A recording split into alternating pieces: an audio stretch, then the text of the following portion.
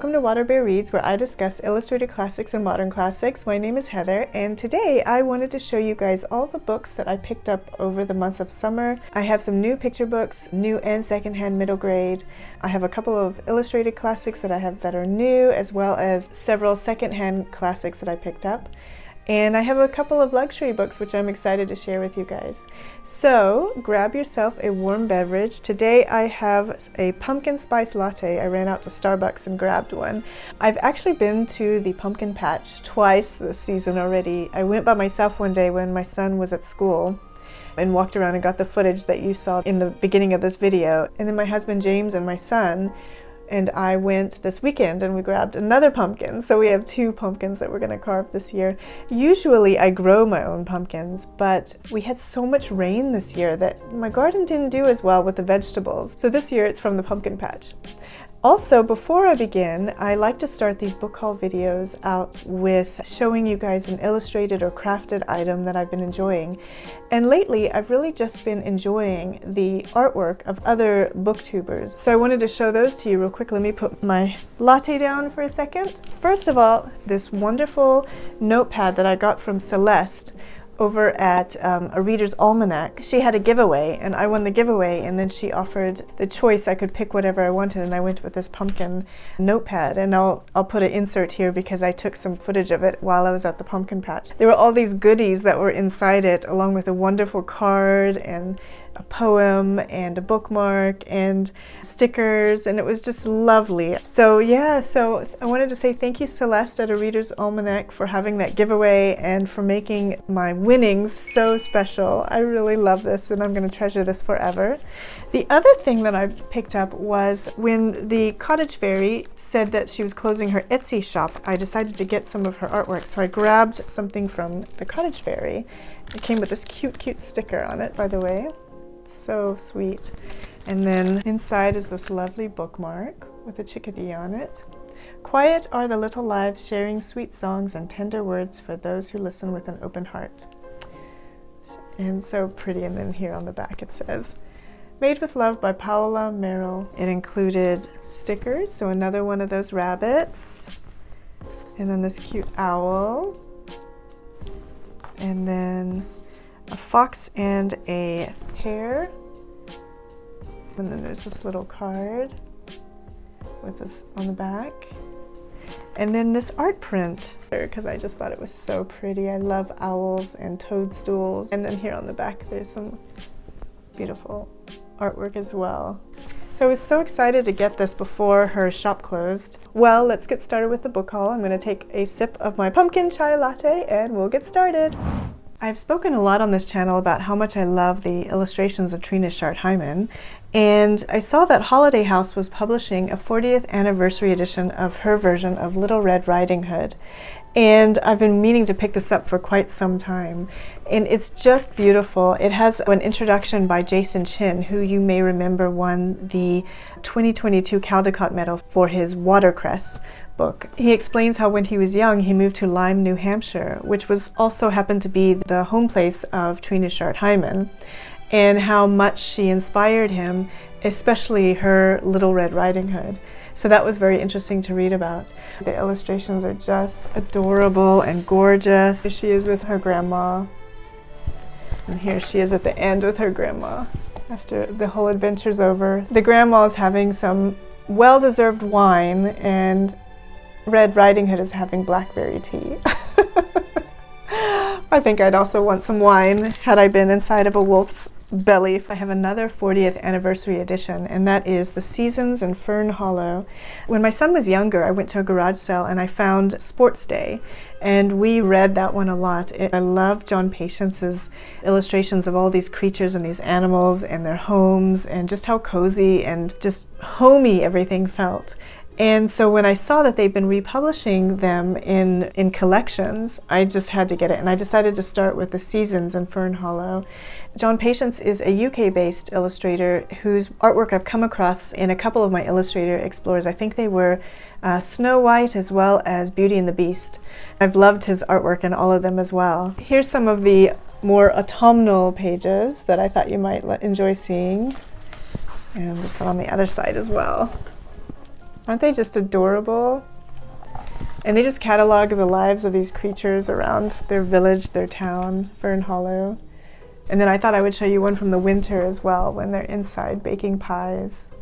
But yeah, it has all the seasons in it, and it's just so pretty, and I'm really going to enjoy referring to this every now and then. Sometimes in the morning when I'm just having a coffee, it's just nice to read something so relaxing. The next one was a birthday gift, and it was one of those titles that I was holding aside to show you guys in the autumn because it had such an autumn feel, but it was actually a birthday gift from one of my best friends, Erica. It is Godfather Death by Sally Nichols and Julia Sarda. And Erica knows how much I love Julia Sarda. I have her The Wizard of Oz as well as Mary Poppins, which I've shown you guys on this channel before. Godfather Death is a German fairy tale that the Grimm's brothers collected, and it is about a fisherman who has a son, and he is trying to find a godfather for his son. And after meeting a couple of possibilities, he meets death. And because death is so indiscriminate, I mean, whether you're rich or poor, he doesn't judge people. So the fisherman decides that death is the most appropriate godfather for his son. There's actually a book that was just published that I first heard about on Darling Desi's channel. It's called The 13th Child, presumably because in the original fairy tale, it's a fisherman with 13 children, and the 13th child is his youngest, and it's also the lucky recipient of death as a godfather. So anyway, I'm interested to read that one because it's one of those just hauntingly beautiful fairy tales, and I really enjoyed it and love the illustrations and the artwork. Let me show you a couple of her illustrations. That one I thought had just the most beautiful colors. Here's some more. Aren't they beautiful? And I love how this cover is embossed shiny like that. So pretty. But yeah, thank you, Erica, so much. I love this book. Godfather Death, illustrated by Julia Sarda. The final picture book I want to show you is a book that was in my grandparents' house that I have such fond memories of reading. And then I discovered that Purple House Press, this publishing company that I have recently discovered and fell in love with, had this book, and I just had to order it. And it is Gus Was a Friendly Ghost by Jane Thayer, illustrated by Seymour Fleischman. And it is just such a wonderful walk down memory lane to read this book. Gus is living in this beautiful house, which is actually the Scott family's country home where they go to during the warm seasons. And Gus lives up in the attic, and he makes all these clatters and clangs with chains, but they don't pay him any mind because they don't believe in ghosts. So they just laugh good-naturedly and say, ha ha ha, that must be the ghost, but they don't actually believe in a ghost. They go away for the winter, and then Gus discovers a mouse outside shivering one day, invites him in, makes him at home, cooks for him, and when the family comes back again the next season, the mouse is not liking it, and the mouse is causing all kinds of trouble. And so Gus has to take him in hand and set him straight. It's really cute. But what I love about this was all the food that's cheese-based. The toasted cheese sandwiches, the cheese croquettes, cheese muffins, a lot of cheese-based dishes. And they always made me so hungry when I would read it. So under the dust jacket, it's just the same as the dust jacket. But then there's this beautiful in paper. I always love seeing Gus up there at the top. The illustrations alternate black and white with color. So there's one, and for example, there's another one. This is one of my favorite pictures with him clinking up at the top. This one I thought was so pretty. I had to show you guys. Here's a cheese-based dish at the end that I just loved. This is the last of my picture books, but I did get some middle grade that I'll show you that's also from Purple House Press. While researching Purple House Press's books, I came across this book, The Ghost Next Door, and I was drawn to it because I noticed that the illustrator was Trina Shart-Hyman, whose Little Red Riding Hood I showed you earlier. The author is Wiley Folk St. John. She was born in South Carolina and lived in Georgia. And I don't think I've ever read any of her work, but I must tell you, after reading this book, I want to read more. I was completely drawn into the story. It's a story about neighbors. One of them is somebody referred to as Aunt Judith. Sherry, her new niece, develops a friendship with a very interesting invisible friend. And over time, this invisible friend starts to become a little bit dangerous. There were references to Edgar Allan Poe and Shakespeare's The Tempest. And Robert Louis Stevenson's A Child's Garden of Verses played a big role in it. And it was just a wonderful read. I really enjoyed it, and I definitely want to check out more of Wiley Folk St. John's books. Her mysteries sound very amazing to me. And I love this cover. Let me show you a couple of the illustrations inside. Here's one of them. And there's another. Yeah, so just a wonderful read. Highly recommended if you're looking for a good ghost story this time of year. Even though technically it's set in the summer, it's a great ghost story nonetheless. The final book I purchased from Purple House Press was The Diamond in the Window, and it is by Jane Langton, illustrated by Eric Blegvat. And it is the first book in the Hall Family Chronicles. I believe there are 8 altogether. It's magical. It's set in Concord, Massachusetts, and has references to Louisa May Alcott and Little Women, and not only the sisters in Little Women, but also the sisters in real life. But it also has references to other literary giants that lived in and around Concord, like Henry David Thoreau and Ralph Waldo Emerson. I had to laugh as well because I realized once I started reading it that the foreword was written by Gregory Maguire, who wrote Wicked, which I'm listening to on audio at the moment. I thought that was funny. I actually didn't realize as many times as I've been to Concord that Gregory Maguire lives there. And it was actually reading these books that made him fall in love with Concord and move there. Also, I was talking to the publisher, and the publisher explained that this house is still standing. It actually is a home for traumatized girls or women at the moment. I thought that was really interesting.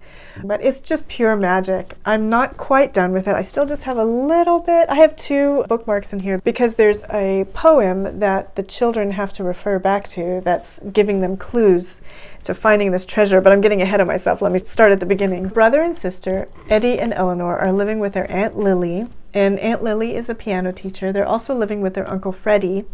Aunt Lily is the bread earner because Uncle Freddie, he's very learned and he's very into poetry and art, but he's also mentally disabled, so he's unable to work. So Aunt Lily is trying to look after the house, earn enough money to look after everyone. They owe taxes on this house, and time is running out. They have to pay the taxes, or else the bank is going to come and repossess the home, and they'll have to move out. Eddie and Eleanor look up one day, and they see this room up here that is in the attic, and they realize that they've never been into this room. So of course, as any curious kids would do, they start rummaging through the house to try and figure out where to get to this room with this window, and they find it. And when they do find it, they find that it's a room that was actually a kid's bedroom.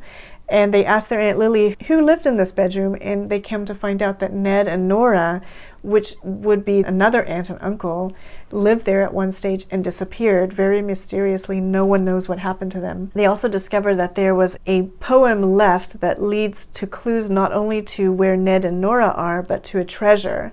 And if they find this treasure, they can help their Aunt Lily pay off the taxes on this house so that they don't have to move. It's so imaginative. Just having read The Midnight Folk, it is a little bit like that, where a lot of the clues to where the treasure is comes to them in dreams while they're sleeping at night. And then they wake up during the day and pursue what they had dreamt about at night. So it's got that same sort of setup as The Midnight Folk do, but it has chapters and very easy to read. There's references to other parts around Concord, like Walden Pond and Old North Bridge, where the first shots of the American Revolution took place in 1775. And also the Civil War Memorial Obelisk is the setting for one of my favorite chapters, which is set in February. This feels like a book that has beautiful imagery and passages for every season. There's no one season that really sticks out to me. There's lovely Christmas scenes, and then of course there's beautiful autumnal description and autumn scenes and amazing things that happen in every season. One of the chapters takes place in the summer at Walden Pond while they're looking for Thoreau's cabin, or the foundations of Thoreau's cabin. It is such a wonderful book to read if you have an interest in the town of Concord. It also has wonderful mentions of Cinderella, and I had to giggle when I saw a reference to St. Nicholas Magazine that I've spoken about in other videos as well, being the place where Rudyard Kipling first published The Jungle Book, as well as Frances Hodgson Burnett first published Little Lord Fauntleroy there. in St. Nicholas Magazine. It was edited by Mary Mapes Dodge, the author of Hans Brinker and the Silver Skates, another book we enjoyed. I'm hoping to go to Concord this season. I love to drive back down to the Boston area and visit Concord in November before Christmas or early December. So when I go there, I want to look for this house. I feel like I've probably seen this house before, but didn't know what I was looking at. So this time I'll know what I'm looking at. I highly recommend it. The Diamond in the Window. I want to look for the other books in the series too. I think the next one is The Swing in the Summer House, if I'm not mistaken. The next one is Kiki's Delivery Service. We read Kiki's Delivery Service last year and used a library edition, and after reading it, I just loved it, and I knew it was one that I'd want to return to and that my son might enjoy reading as well, because he really loved it, especially the cat. This was on his top 10 list last year.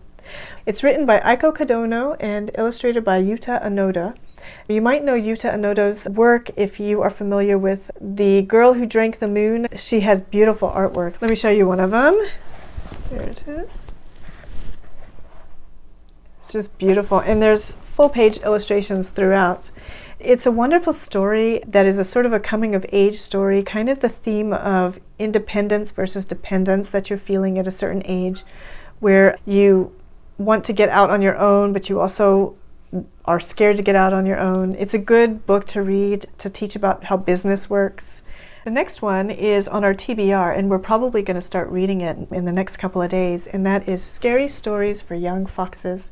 I've been wanting to read this for a long time, but when I was researching it, I noticed somebody had said that the stories are quite scary, so I thought maybe I would hold off until my son was a little older. But it was a Newbery Honor book written by Christian McKay Heidecker, and I just have heard so many good things about it.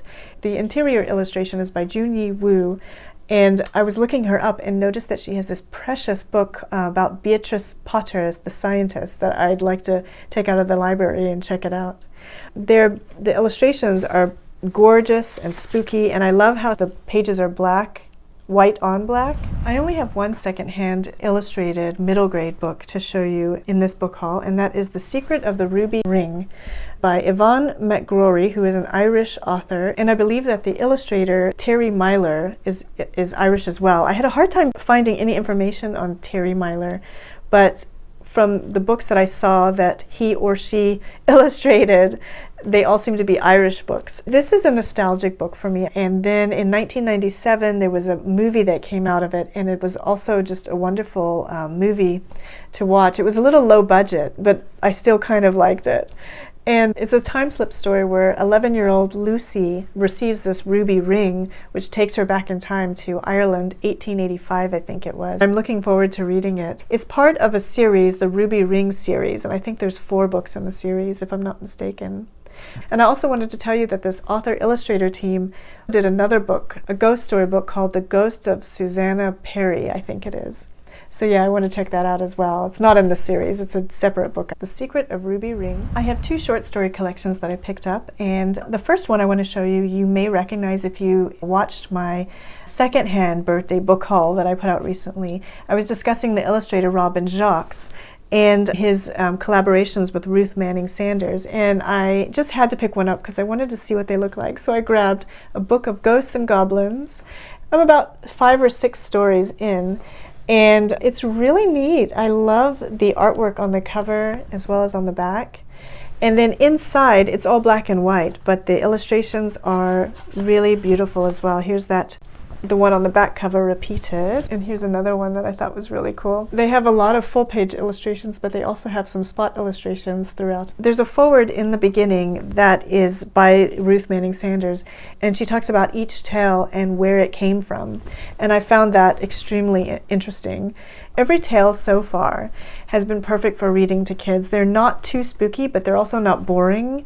They have just a tinge of spookiness to them, which is wonderful. I especially loved the tale of Golden Hair. It made me think of the setup for A Princess Bride, and it was a Corsican ghost tale. So I thought that was really interesting. I wonder if The Princess Bride took inspiration from that Corsican ghost tale.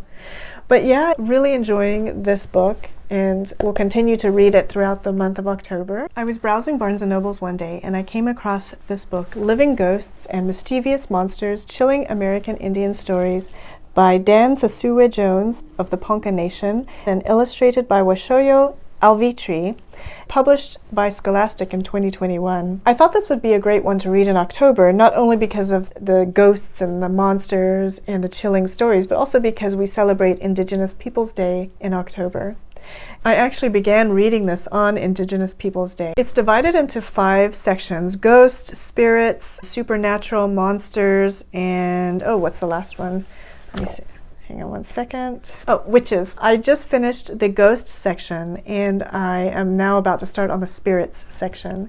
Online, it is recommended for ages 8 to 12, but I would say it's probably more 10 and up. The tales I've read so far have actually been a bit scary, and also looking forward at some of the illustrations.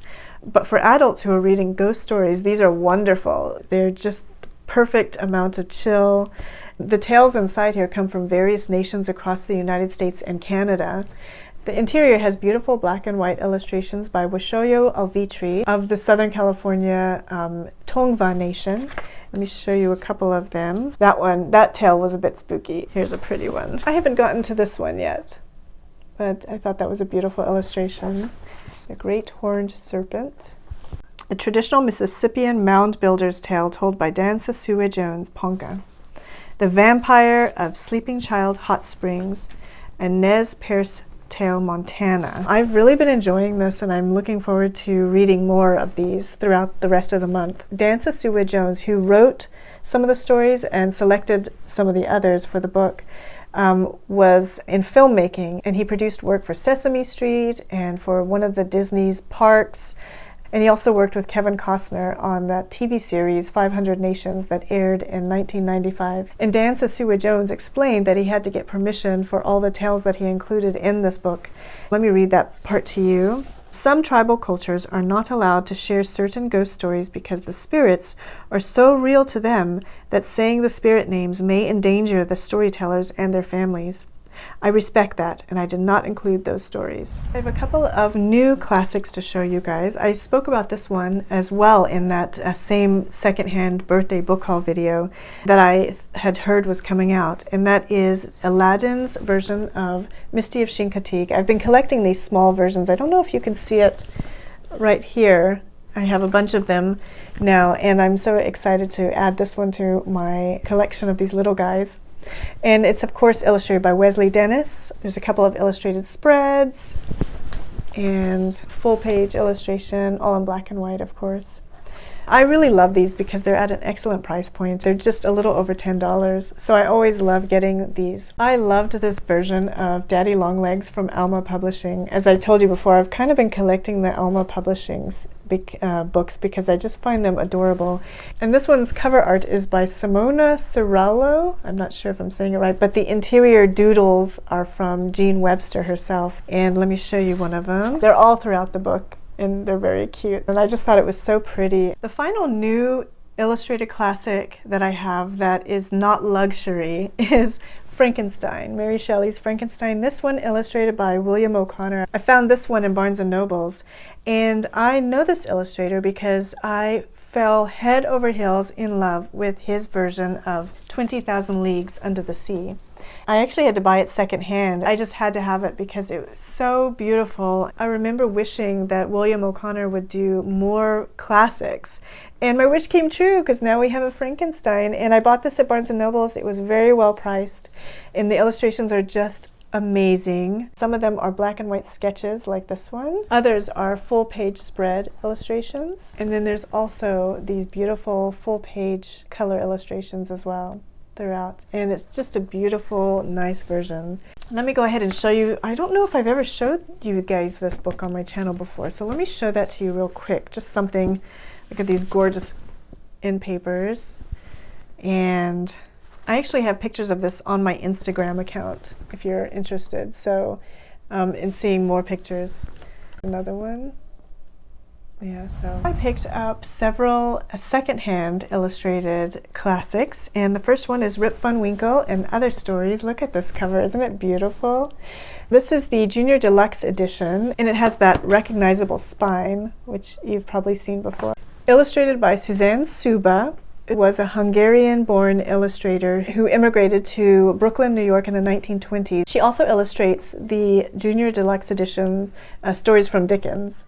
I picked up this beautifully illustrated version of The Moonstone by Wilkie Collins, illustrated by William Sharp, at a local antique store and got it for a great price.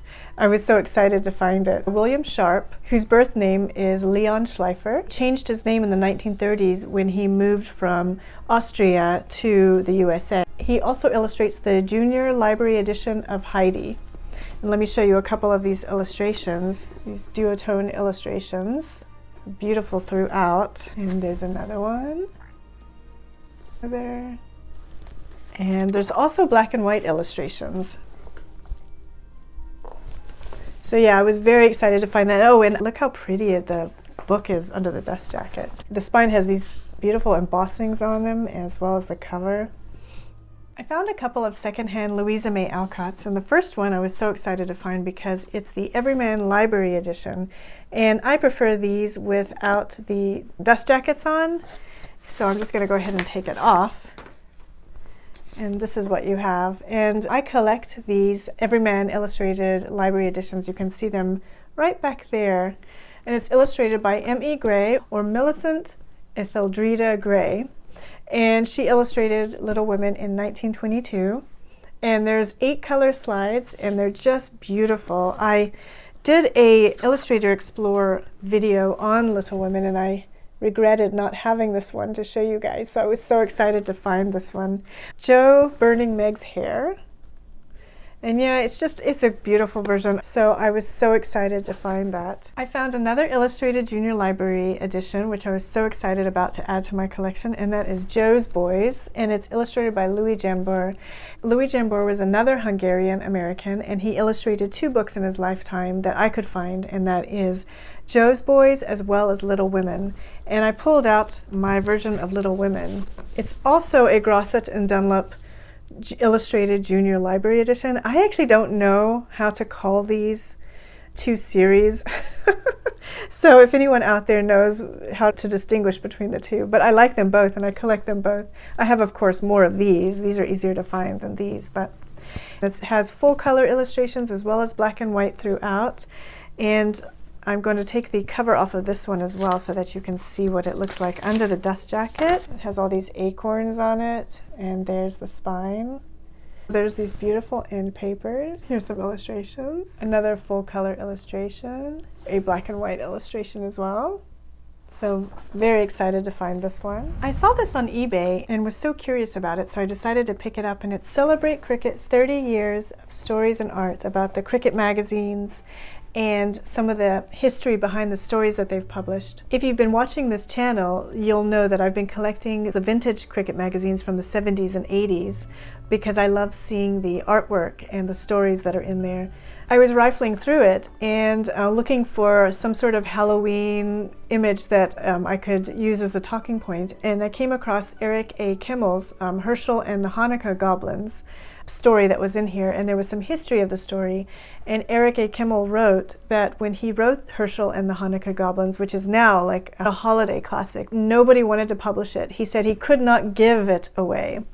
After 8 months of trying, he eventually put it away in a drawer, and then he got a call from the editor of Cricket Magazine, and she said, "Can you please help me? I'm in a bind. I need a Hanukkah story for the December 1985 issue. Do you have anything that you could write, or could you give me some knowledge so I could write it?" And he said, "Well, you know, I do have this one story." So he sent it to her, and she loved it, but she said that they had to edit it a bit because it was just a bit too long, so he had to let go of a couple of the goblins. I wanted to read this book in its entirety. In November, I thought would be a good month, so I can learn more about the background behind these modern classic picture books as well as modern classic illustrators and authors. I thought that would be really interesting. And also what's great about this is that you sometimes get to see illustrations that you don't see in the picture books. For example, this illustration I don't believe is in the picture book. I have a version of Herschel and the Hanukkah Goblins, and I went to look for it down in the basement. It's in our holiday box, which I haven't pulled out yet, but I just couldn't find it, so I gave up. But I posted on Instagram a couple of years ago. I'll put up some pictures of the photos I did for Instagram a few years back. I wanted to read a little part of this to you that explains how Eric A. Kimmel felt when he discovered that Herschel and the Hanukkah Goblins had been illustrated by Trina Shart-Hyman, whose artwork he really admired. When the December issue came out, I was astonished to see that Trina Hyman had done the pictures. I never dared hope that an artist of Trina's stature would ever illustrate one of my stories. It was a dream come true. I was even more astonished when John Briggs, editor of Holiday House, wrote to ask if I'd consider doing the story as a picture book. Holiday House would like to publish it with Trina as the illustrator. So I thought that was neat to learn the background behind Herschel and the Hanukkah Goblins. I have a couple of luxury books I want to show you, and the one I want to show you first was actually my husband James's purchase. It is the Beehive Books edition of Pinocchio, and let me take it out of the box for you. Look at how beautiful this book is. It's so beautiful. When he noticed it was being published, that Pinocchio, which is a big favorite of mine, was being published by Mike Mignola, he put in for the Kickstarter and got it for me, and I love it. It's so beautiful. If you slip it out of the slipcase, there's the book itself. Gorgeous, hey? And it came with some wonderful items. It came with a signed bookmark. My bookmarks tend to get beat up. I'll probably just frame this guy. And then also this one, which is an art print. So that was really special. It's annotated as well by Lemony Snicket. But Lemony Snicket's annotations are very interesting. They're not your typical annotations. They're more like his notes on a Pinocchio-induced descent into madness. He doesn't directly annotate it onto the book. He annotates it with these inserts. Here's an example of something he writes. Regarding the effects of salt water. Am I to believe that the application of salt water to a donkey results in a marionette? My level of lunacy has increased to dire. So there's all these like little notes that he put in throughout the book. I'm going to read you some details about the book while I insert a flip through. Featuring over 50 gorgeous illustrations and over 100 annotations, this edition charts the mysteries of Pinocchio and resources the charm, gloom, and chaos of its original text. Together, Mignola and Snicket walk us through the wilds of Collodi's classic and reintroduce us to its odd, wonderful music. So that's the back. I kept the plastic that it came in when it first came in, and so that's what I was reading to you.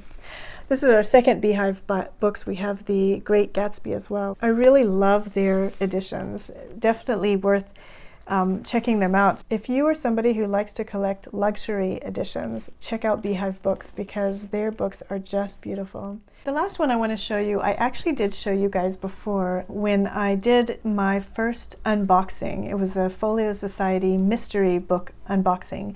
But because I was so focused on the mystery book, it kind of overshadowed this one when I pulled it out, so I felt like I needed to give it attention. But also because I'm currently reading it, and it is The Tenant of Wildfell Hall by Anne Bronte, and I'm only about chapter 5 so far. I've had to finish a couple of other books before I could really throw myself into this one, but I'm enjoying it so far. It's illustrated by Valentina Cato, who is an Italian illustrator, and has a background in film studies, and she's done some film poster art, and it's beautiful. Just to give you an example of one, and they're just gorgeous. I really love them. This is my Victober read. It has a brilliant introduction by Tracy Chevalier that makes it extra special for me too. Well, that is it. Let me know in the comments which books appealed to you the most. I'm always interested to hear what people are most interested in seeing. I hope you've been enjoying the October season. We've had a rather long season this year. Usually the leaves come and go about the first and second week of October, but this year it's really stretched out. It's just been a really slow autumn season. My son and I went hiking at the local Audubon and just really enjoyed the beautiful leaves, and they're so gorgeous. And my neighbor's maple that hangs over into our yard, I can see it from my windows. It's starting to change, and the maples outside my kitchen window are starting to change. It's really beautiful. I hope that wherever you are, you're enjoying your October, and I will see you soon in my next video. Bye.